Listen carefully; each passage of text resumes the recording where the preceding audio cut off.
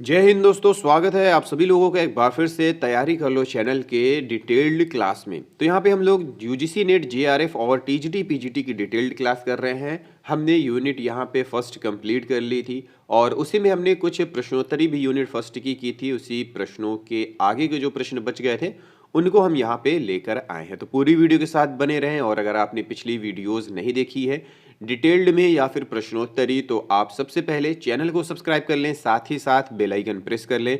और दोस्तों उसके बाद चैनल के प्लेलिस्ट में जाएं जहां पे यूजीसी नेट जेआरएफ और टीजीटी पीजीटी की जून 2022 की प्लेलिस्ट दी हुई है, वहां पे आपको वो सारी वीडियोस देखने को मिल जाएंगी।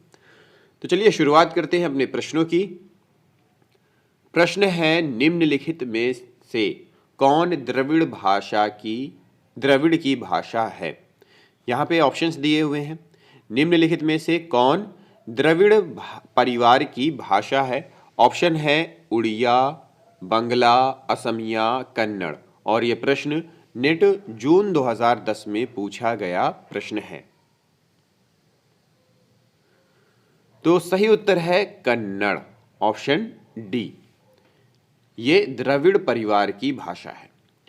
फिर अगला प्रश्न है, किस क्षेत्र की बोली को काशिका कहा गया है। हमने डिटेल्ड में जब पढ़ा था तो हमने ये चीजें देखी थी। ऑप्शन दिया हुआ है बैसवाड़ा, आरा भोजपुर, बनारस, मगध। और इसमें जो ये प्रश्न जो पूछा गया था वो नेट जून 2010 में पूछा जाने वाला प्रश्न है। तो दोस्तों यहाँ पे कौन सा उत्तर सही होगा? वो है ऑप्शन सी, बनारस, काशिका।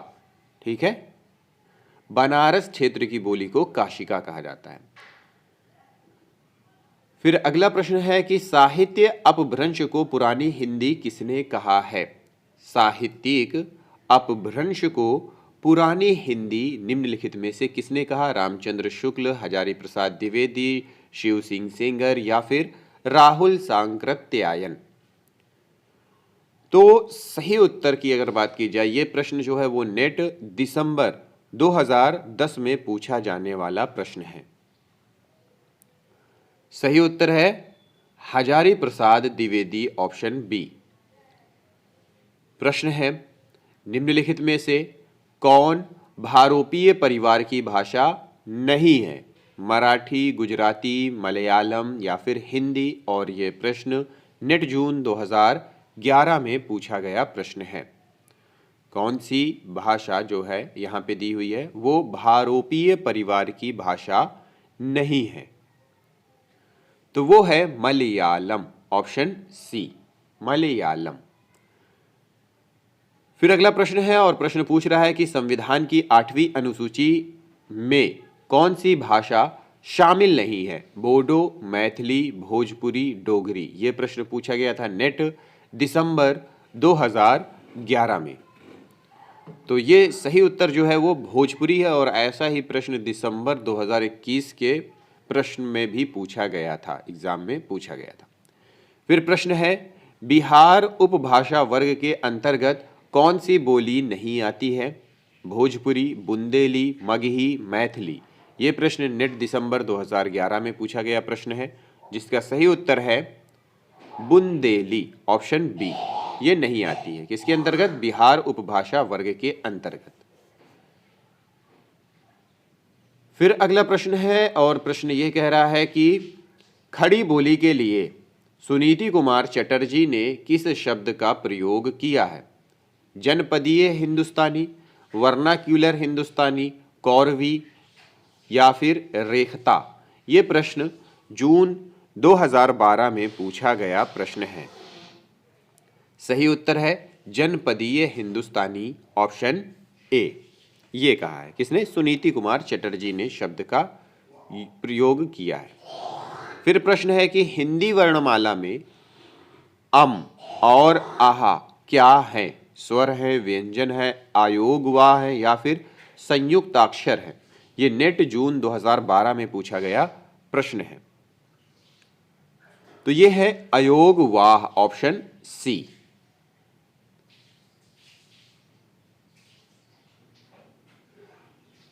फिर आगे प्रश्न है और प्रश्न में ये कह रहा है कि निम्नलिखित भाषा रूपों और उनके प्रयोक्ताओं को सुमेलित कीजिए। भाषा रूप और उनके प्रयोक्ताओं को यहाँ पे सुमेलित करना है। कोड दिया हुआ है, उसमें से सही आंसर का चयन करके हमें जवाब देना है। तो सही उत्तर है दक्षिणी। दक्षिणी का हो जाएगा कुतुब शाह, और फिर है कोसली, इसका हो जाएगा दामोदर पंडित। फिर है ब्रजबुली, इसका हो जाएगा शंकर देव अवतरे, और अंत में है संधा भाषा, ये हो जाएगा सरहपाद। ठीक है, तो उस हिसाब से यहाँ पे हमारा ऑप्शन बी सही हो जाएगा। 2, 1, 4, 3। ठीक है, सही उत्तर है ऑप्शन बी। फिर अगला प्रश्न है और प्रश्न में ये कह रहा है कि अपभ्रंश की उत्तरकालीन अवस्था का नाम है। क्या नाम है? पाली, प्राकृत, संस्कृत या फिर अवहट। नेट जून 2012 में पूछा गया प्रश्न है। अपभ्रंश की उत्तरकालीन अवस्था का नाम यहाँ पे पूछ रहा है। तो सही उत्तर है अवहट, ऑप्शन डी, अवहट। प्रश्न है कि अपभ्रंश में कुल कितने स्वर थे? 8, 12, 10 या फिर 9। डिटेल्ड में हमने ये चीजें देखी थी दोस्तों, वहां पे हमने पढ़ा था 8, ऑप्शन ए। ये प्रश्न नेट जून 2012 में पूछा गया है। फिर प्रश्न है और प्रश्न पूछ रहा है कि मगही किस हिंदी प्रदेश की बोली है? मध्य प्रदेश, बिहार, राजस्थान या फिर छत्तीसगढ़। और ये प्रश्न नेट जून 2012 में पूछा गया प्रश्न है। मगही किस हिंदी प्रदेश की बोली है? तो वो है बिहार, ऑप्शन बी। फिर अगला प्रश्न है और प्रश्न में ये पूछ रहा है कि भाषाओं के पारिवारिक वर्गीकरण का आधार है। क्या है? रूप रचना, ध्वनि, इतिहास या फिर अर्थ। ये प्रश्न जून 2012 में पूछा गया था नेट में। तो सही उत्तर है इतिहास, ऑप्शन सी। फिर प्रश्न है कि ब्रह्म लिपि के विकास का अनुक्रम क्या है? यहाँ पे कई सारे ऑप्शंस दिए हुए हैं, क्या अनुक्रम यहाँ पे सही है? ये नेट जून 2012 में पूछा गया है और ये कई बार पूछा जा चुका है। ठीक है, ऐसे टाइप के क्वेश्चन पूछे जा सकते हैं। इसमें ऑप्शंस यहाँ पे जो लिखे हुए हैं ये अलग हो सकते हैं, पर इनसे संबंधित एक क्वेश्चन बन जाता है। तो यहाँ पे जो दोस्तों सही उत्तर है वो है ऑप्शन ए, ब्राह्मी लिपि, गुप्त लिपि, कुटिल लिपि, देवनागरी लिपि। ठीक है, ऑप्शन ए सही है। फिर प्रश्न है और प्रश्न में ये कह रहा है कि भाषा की उत्पत्ति के संबंध। तो अगला प्रश्न है, प्रश्न पूछ रहा है कि भाषा की उत्पत्ति के संबंध में निम्नलिखित सिद्धांतों को उनके प्रतिपादकों के साथ सुमेलित कीजिए। सिद्धांत है, प्रतिपादक है, कोड दिया हुआ है और यह प्रश्न पूछा गया है नेट जून 2012 में। तो दोस्तों इसका जो सही उत्तर होगा वो है धातु सिद्धांत। वो हो जाएगा क्या? ये हेज। धातु सिद्धांत का सही उत्तर है हेज। और उसके बाद है यो हे हो सिद्धांत, इसका हो जाएगा न्यावर। और उसके बाद दिया हुआ है क्या? इंगित सिद्धांत, वो हो जाएगा राय। और अंत में दिया हुआ है संपर्क सिद्धांत, रेवेज। ठीक है, तो सही उत्तर हो जाएगा ऑप्शन सी, 5, 4, 3, 2, ऑप्शन सी। फिर अगला प्रश्न है और प्रश्न ये कह रहा है कि आगरा का बोली क्षेत्र है। कौन सा है आगरा का बोली क्षेत्र? और यहाँ पे ऑप्शंस दिया हुआ है अवधी, खड़ी बोली, ब्रज और छत्तीसगढ़ी। नेट दिसंबर 2012 में पूछा गया ये प्रश्न है। आगरा का बोली क्षेत्र है, तो आगरा का बोली क्षेत्र है ब्रज, ऑप्शन सी। क्या हो जाएगा? ब्रज। फिर अगला प्रश्न है और प्रश्न ये कह रहा है कि अंग्रेजी सरकार की ओर से अदालत का कामकाज देश की प्रचलित भाषाओं में करने का इश्तहारनामा किस सन में निकला? सन 1816, सन 1826, सन 1836, सन 1946 ये प्रश्न पूछा गया था नेट दिसंबर 2012 में, जिसमें सही उत्तर है सन 1836 ईस्वी में। ये हमने डिटेल्ड की क्लास में पढ़ा। फिर अगला प्रश्न है डॉक्टर सुनीति कुमार चटर्जी ने के अनुसार पूर्वी हिंदी आधुनिक भारतीय आर्य भाषाओं के किस वर्ग में आती है? उदीच्य, प्रतीच्य, मध्यदेशीय या प्राच्य? ये पूछा गया प्रश्न है नेट जून 2013 में, और सही उत्तर है प्राच्य, ऑप्शन डी। फिर अगला प्रश्न है, और प्रश्न में ये पूछ रहा है कि डॉक्टर धीरेन्द्र वर्मा ने वैदिक ध्वनियों की संख्या मानी है, कितनी मानी है? ऑप्शंस दिए हुए हैं यहाँ पे ए, बी, सी, डी, और ये प्रश्न पूछा गया है नेट जून 2013 में। तो उन्होंने 13 स्वर माने हैं और 38 व्यंजन माने हैं, टोटल 51 उन्होंने ध्वनियां मानी है। ठीक है। फिर अगला प्रश्न है इसी में, और ये पूछ रहा है कि निम्नलिखित रचनाओं को उनके भाषा के साथ सुमेलित कीजिए। रचनाएं हैं, भाषा दी हुई है, और कूट का मिलान करते हुए जवाब देना है। यह प्रश्न पूछा गया था नेट दिसंबर 2013 में। तो दोस्तों यहाँ पे हो जाएगा कवितावली। कवितावली क्या है? ब्रज भाषा में है। उसके बाद पृथ्वीराज रासो पिंगल में है। बरवै नायिका भेद ये किस में है? ये अवधि में है, बरवै नायिका भेद।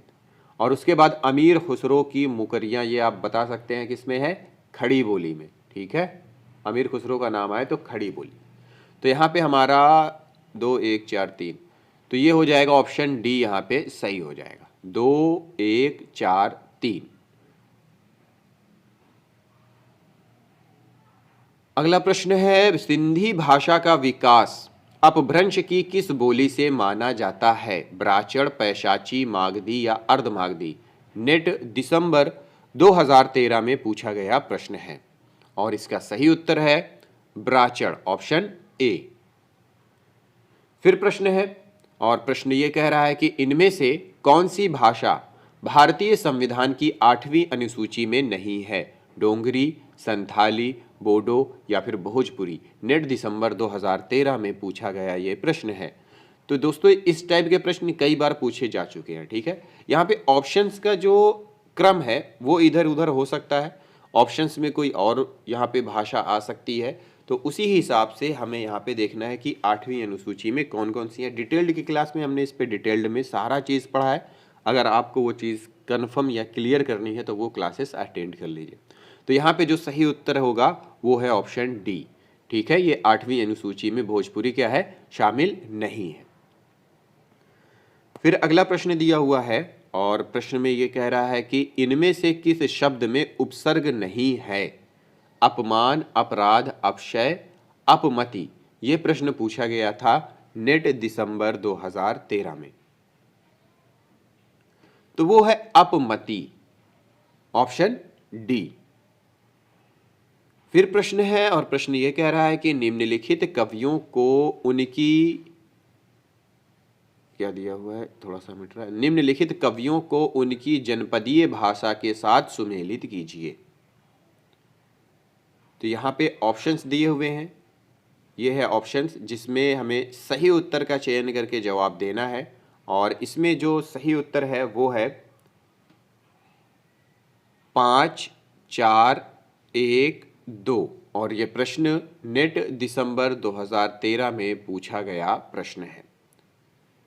फिर अगला प्रश्न है, और प्रश्न ये कह रहा है इनमें से किसको संविधान की 8वीं अनुसूची में सम्मिलित नहीं किया गया है? ये देखिए फिर से वही प्रश्न है, पर पूछने का तरीका अलग है। ठीक है, डोगरी, मैथिली, ब्रज या फिर असमिया? ये प्रश्न नेट जून 2014 में पूछा गया है। तो वो है ऑप्शन सी, ब्रज। फिर अगला प्रश्न है, और प्रश्न ये कह रहा है कि निम्नलिखित भारोपीय भाषा परिवार की नहीं है। भारोपीय परिवार की भाषा नहीं है, इनमें से कौन सी है जो भारोपीय परिवार की भाषा नहीं है? Celtic, Italic, Germanic, CON? ये प्रश्न नेट जून 2014 में पूछा गया प्रश्न है। क्या है कि भारोपीय परिवार की भाषा नहीं है, तो वो है CON, ऑप्शन डी। फिर अगला प्रश्न है और प्रश्न कह रहा है कि आधुनिक आर्य भाषाओं के वर्गीकरण के अनुसार पूर्वी समुदाय की भाषा नहीं है। आधुनिक आर्य भाषाओं के वर्गीकरण के अनुसार पूर्वी समुदाय की भाषा कौन सी नहीं है? ओडिया, मराठी, बिहारी या फिर बांग्ला। यह प्रश्न नेट जून 2014 में पूछा गया प्रश्न है। तो इनमें से कौन सा होगा दोस्तों? तो वो है मराठी, ऑप्शन बी। फिर प्रश्न है हिंदुस्तानी शब्द यूरोप के लोगों की देन है, यह कथन किसका है? गार्सा दत्तासी, शिव सिंह सेंगर, गिरियर्सन या फिर रामचंद्र शुक्ल। प्रश्न पूछा गया था नेट जून 2014 में। हिंदुस्तानी शब्द यूरोप के लोगों की देन है, यह कथन निम्नलिखित में से किसका है? जॉर्ज गिरियर्सन का, ऑप्शन सी, जॉर्ज गिरियर्सन। फिर प्रश्न है दोहा या दूहा किस भाषा का लोकप्रिय छंद रहा है? पाली, प्राकृत, अपभ्रंश या फिर अवधी। नेट जून 2014 में पूछा जाने वाला ये प्रश्न है। दोहा या दूहा, तो वो है अपभ्रंश का, ऑप्शन सी, अपभ्रंश। प्रश्न है कि पश्चिमी हिंदी की दो बोलियों का सही युग्म है, क्या है? कन्नौजी अवधी, ब्रज बघेली, छत्तीसगढ़ी बांगड़ू या फिर खड़ी बोली बुंदेली। ये प्रश्न नेट दिसंबर 2014 में पूछा गया प्रश्न है। तो सही उत्तर है खड़ी बोली बुंदेली, ऑप्शन डी। पश्चिमी हिंदी की दो बोलियों का सही युग्म है खड़ी बोली बुंदेली। फिर अगला प्रश्न है और प्रश्न में यह कह रहा है कि अर्धमागधी अपभ्रंश से विकसित बोली है बांगरू, बघेली, ब्रजभाषा, भोजपुरी। नेट दिसंबर 2014 में पूछा गया प्रश्न है, वो है बघेली, ऑप्शन बी, बघेली। फिर अगला प्रश्न है निम्नलिखित में से किस भाषा को संविधान की अष्टम सूची में सम्मिलित नहीं किया गया है? देखिए ये प्रश्न कम से कम 5 बार हो चुका है अभी तक, जब से हम ये प्रश्नोत्तरी देख रहे हैं। ठीक है, निम्नलिखित में से किस भाषा को संविधान की अष्टम सूची में सम्मिलित नहीं किया गया है? डोगरी, मणिपुरी, मैथिली, छत्तीसगढ़ी। ऑप्शंस अलग हैं, ऑप्शंस के क्रम अलग हैं। तो ये प्रश्न पूछा गया था नेट दिसंबर 2014 में। ऐसा एक प्रश्न हर वर्ष पूछा गया है, हर एग्जाम में। हर वर्ष में 2 एग्जाम होते हैं, उन दोनों एग्जाम में ऐसा प्रश्न एक पूछा गया है। तो वो है छत्तीसगढ़ी, ऑप्शन डी। ठीक है, छत्तीसगढ़ी। अगला प्रश्न है इनमें कौन सी बोली आकार बहुला नहीं है? आकार बहुला कौन सी बोली है जो नहीं है? खड़ी बोली, ब्रजभाषा, बुंदेली, कन्नौजी। प्रश्न पूछा गया था नेट दिसंबर 2014 में।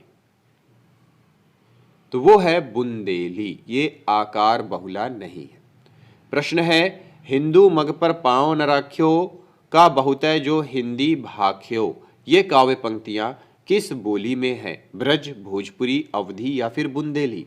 नेट जून 2015 में पूछा गया ये प्रश्न है।